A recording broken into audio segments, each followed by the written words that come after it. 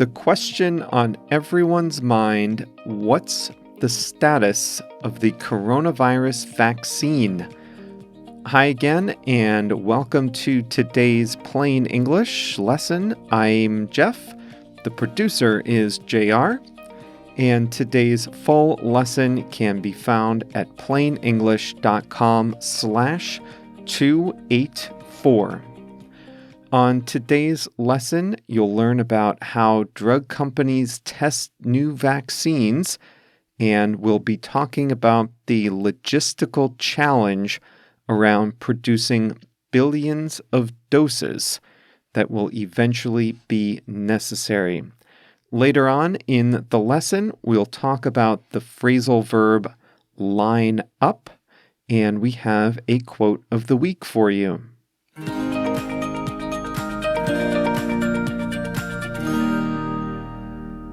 Over 165 potential coronavirus vaccines are being investigated, and 6 have progressed to advanced, large-scale clinical trials.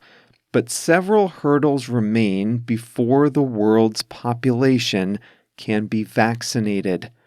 Start with the vaccine development itself. We first began talking about the race for a vaccine, can you believe it, in February. That was lesson 230. Since then, several drug companies and researchers have made significant progress on developing a vaccine. Each vaccine has to go through a multi-phase process. Before being tested on humans, a potential vaccine is administered to animals to see if it stimulates the animal's immune system. The animals in this stage are often either mice or monkeys.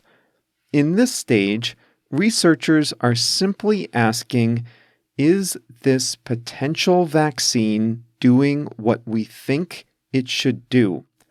All vaccines are intended to trigger our immune systems so that our immune systems are strong and prepared to fight an infection should we get one.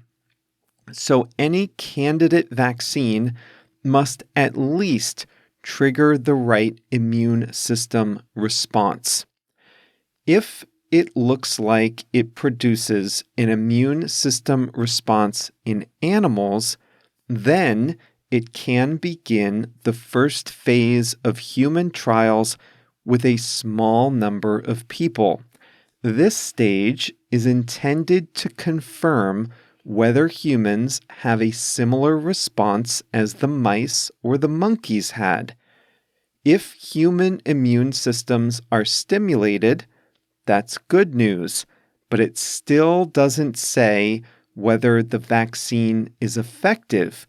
It only answers whether your immune system is activated and ready to fight the disease.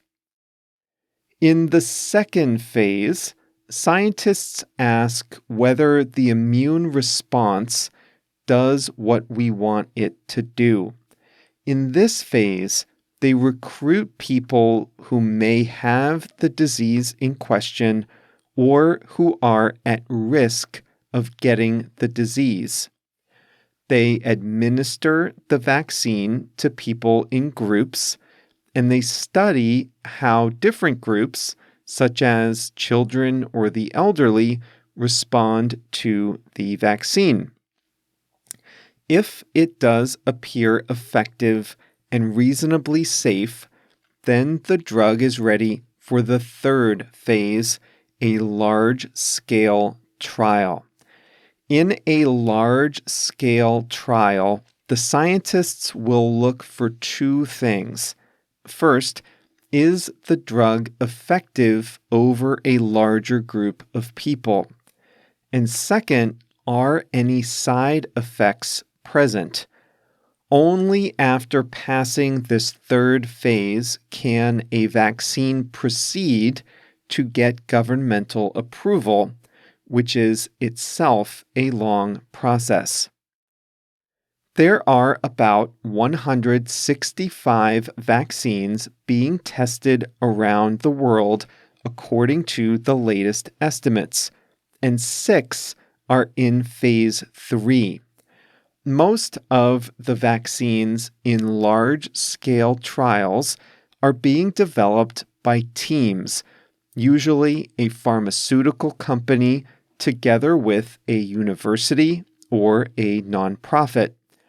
Many of the teams are funded by governments. The U.S., for example, is directly funding one of the vaccines and has placed a multi-billion-dollar advance order for another. Japan is doing something similar. There is reason to be optimistic about the development of a vaccine, but that's not where the story ends. Developing a vaccine is hard work, but the prize for discovering a vaccine is the challenge of then producing it and distributing it in high enough quantities. This will be a monumental challenge. Any vaccine manufacturer first has to line up the raw materials necessary to make the vaccine. These are things like enzymes, proteins, and extracts. These materials may be freely available during trials, but they may not be available to produce the billions of doses needed to serve the world's population. In fact, the CEO of one of the drug companies with a phase 3 candidate says that sourcing raw materials is what worries her the most. Next will be the logistical challenge of manufacturing the vaccine and keeping it fresh.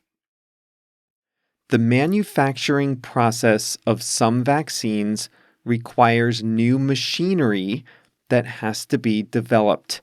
Drug companies are building the machinery even before getting approval for the vaccines, hoping to speed up the production process. Now, distribution is another challenge. Think about packaging. How many glass vials will be necessary? There needs to be the correct type and amount of medical glass to store the vaccine.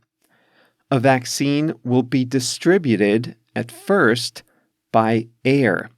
Logistics providers will need to arrange for air freight capacity to reach all corners of the globe.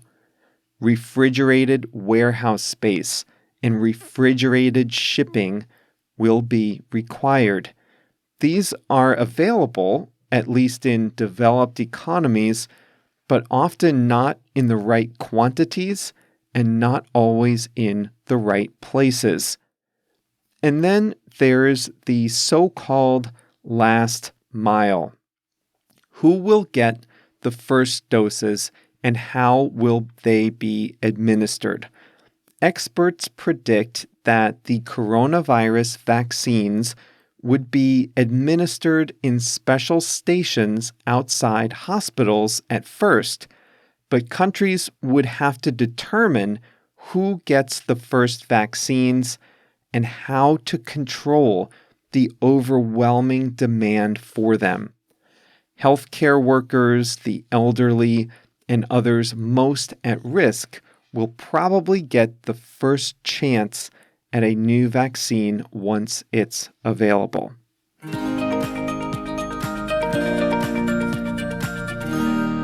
What a challenge. This is like the race to the moon in 1969. I really think that. The money is available. The scientific challenge is being met. The logistical challenge, I think, too, will be met. Maybe not perfectly, but I think it will work. I know a lot of you work in the supply chain. I've heard from listeners in Europe and Latin America who work in logistics and the supply chain. I just can't even fathom how this is going to work. But they're getting ready, they're preparing. I think we are going to look back on this as a towering achievement for humanity. Let's hope so.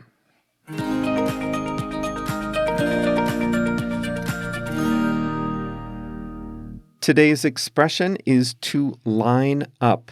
If you grew up here in the US, this word is burned into your memory. Line up. Our teachers would call this out to us. The masses of students in a classroom or a school gymnasium would have to organize ourselves in a single line, one after another. We had to line up. We had to form ourselves in a line. Anytime you take something that's unorganized and you form a line out of it, you can use line up. Now, that's not exactly how I used it in today's lesson, but it's not far off.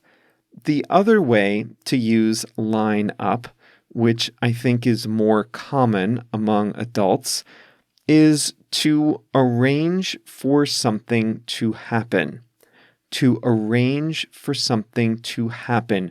You plan something, you prepare it, you get it ready to happen, or you make it available. Here's what you heard earlier. Vaccine manufacturers have to line up the raw materials necessary to produce their vaccines. Raw materials are things like proteins, enzymes, cultures, whatever. It's the stuff that goes into the vaccine recipe. You can't just order 1 billion doses worth on Amazon. The drug makers have to find the producers of these raw materials and make sure those producers are working now to make enough of the raw materials that will eventually be needed for the vaccine. They have to work backwards through the supply chain to make sure that enough materials will be available.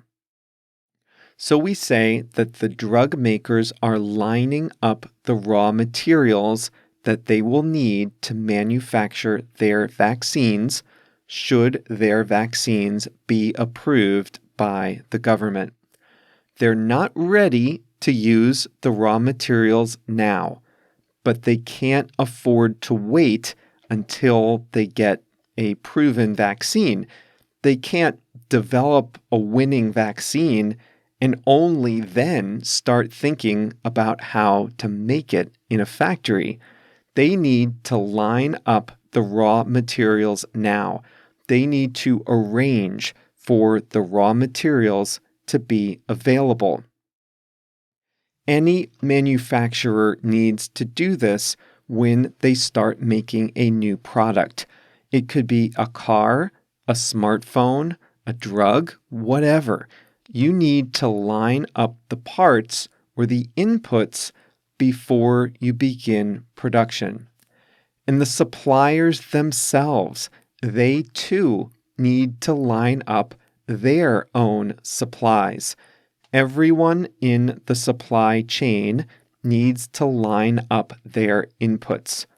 Before Apple releases a new iPhone, they need to line up suppliers of the chips, suppliers of the glass, suppliers of the batteries, and of course, the workforce.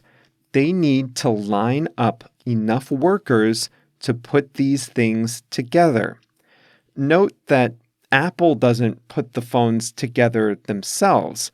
Other companies do that for them, but Apple lines it up. Apple makes sure that the labor is available one way or another. That is how we use line up in the sense of making something available. We can also use line up to mean we have prepared something that we'll need in the future. If you want to move to a new city, you might need a new job. Let's say you want to move on September 1st. You probably want to start looking for a job over the summer. If you're lucky, you get an offer in August and you accept it. Before you move, sometime in August, sometime before September 1st, you might say, I have a new job lined up. I have a new job lined up means I have a new job available to me. You haven't yet started it, but it's ready and waiting for you. What else do you need? If you move on September 1st, you'll need a place to live, a house or an apartment. You might have a lease that starts on September 1st. Maybe you have put down a deposit. Before September 1st, you can say, I have an apartment all lined up. All lined up means you're extra special ready to use it. The apartment is all lined up. It's ready. It's mine.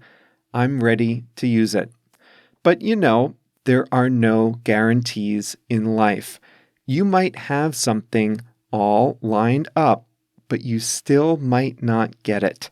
You might have a job all lined up, but the company may change its mind at the last minute. All lined up just means prepared. It doesn't mean guaranteed. If you're planning a party, maybe a wedding, you need to line up a lot of stuff in advance. You need to line up the band or the DJ.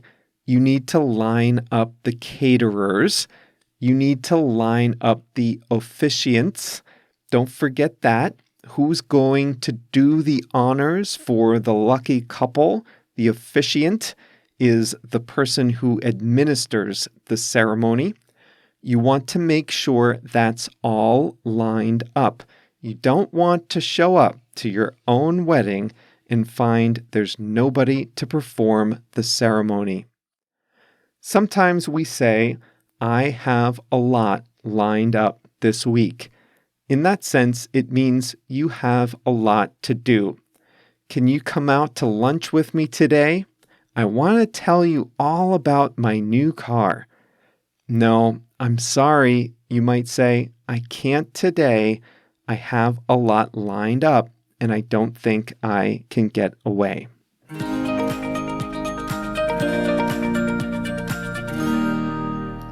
Time for the quote of the week. I stole this from the Instagram feed of our Spanish translator, Cody. I'll link to her Instagram in the transcript. She always has good quotes. Here's one that caught my eye by the author J.R.R. Tolkien.